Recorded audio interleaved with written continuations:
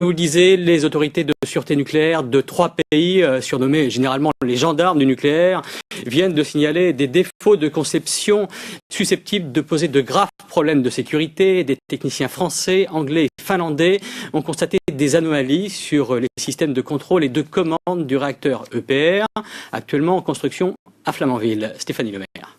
C'est la sûreté de ce type de réacteur, en construction depuis 2007 sur le site de Flamanville, qui est remise en cause par 3 gendarmes du nucléaire. Dans une déclaration commune, les autorités de sûreté nucléaire françaises, finlandaises et britanniques ont émis des réserves sur ce qui fait le cerveau même de l'EPR. Plus précisément, le système qui permet de contrôler le réacteur et le système qui le fait fonctionner seraient trop dépendants l'un de l'autre, ce qui ne permettrait pas d'assurer une sûreté optimale. Les gendarmes du nucléaire demandent donc à Areva de revoir sa copie.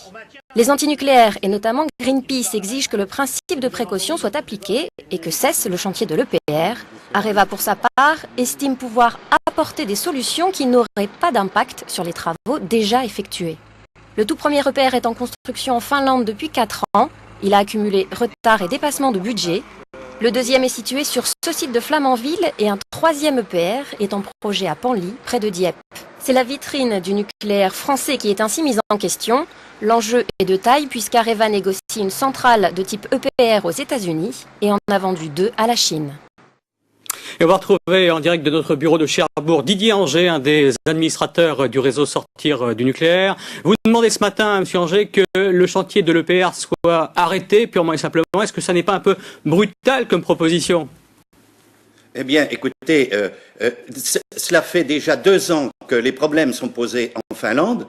Ça fait maintenant plusieurs mois, depuis le début juillet, que nous savons qu'il y a un problème du côté anglais. Ce qui était étonnant, je ne sais pas si ça fait partie de l'identité française, c'est que l'autorité de sûreté de France avait quand même beaucoup de retard dans la prise de position. Le problème est le même ici et ailleurs pour la sûreté de l'environnement et des populations. Donc il faut qu'il y ait une attitude identique. Arrêter le chantier, c'est la solution selon vous ? Eh bien, il faut arrêter le chantier. Vous saviez, il y a un vieux droit normand qu'on a appelé le haro et qui est appliqué en Angleterre, qu'on appelle le hearing. Quand il y a un problème, on arrête, on discute, on voit si on arrête définitivement ou bien si on reprend d'une autre façon. Mais on ne va pas continuer à construire quelque chose qui n'est pas cohérent du point de vue de la sûreté. Merci Didier Anger d'avoir été notre invité depuis notre bureau de Cherbourg. Autre fait marquant de l'actualité ce matin,